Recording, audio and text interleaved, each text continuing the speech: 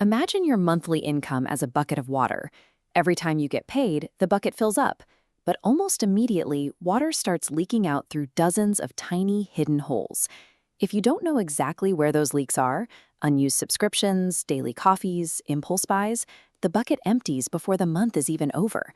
You're left scraping the bottom, waiting for the next refill. Today, we are going to build a simple framework to plug those leaks, and then we'll set up a system that automatically handles your savings in the background.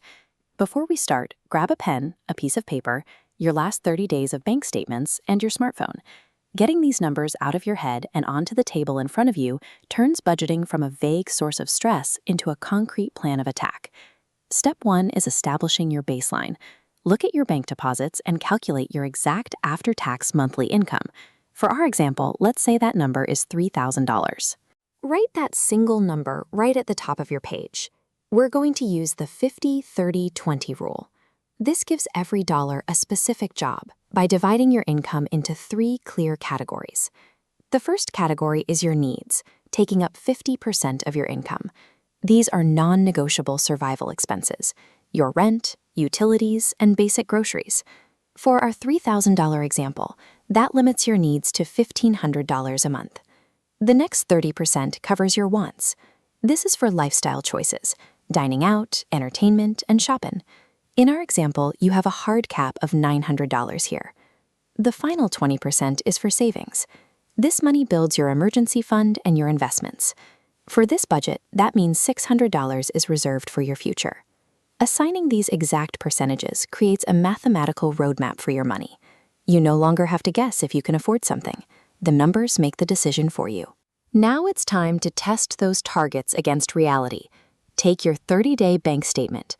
Go line by line and categorize every single expense into one of your 3 buckets: needs, wants, or savings. Pay close attention to how you define a need. Buying basic groceries to cook at home is a need. Buying a $12 takeout sandwich for lunch is a want. If you add up your wants and realize they severely overshoot that birdie, most people manage their money like this. They get paid, they pay their bills, they buy the things they want, and then they try to save whatever is left over. Usually, nothing is left. We are going to invert that. This is the pay yourself first method. Your savings are prioritized immediately before any other spending happens. Treat it like a mandatory bill. Inside your banking app, navigate to the transfer screen. Set up a recurring transfer for your exact 20% savings target. Schedule this transfer to occur on the exact day your paycheck hits your account.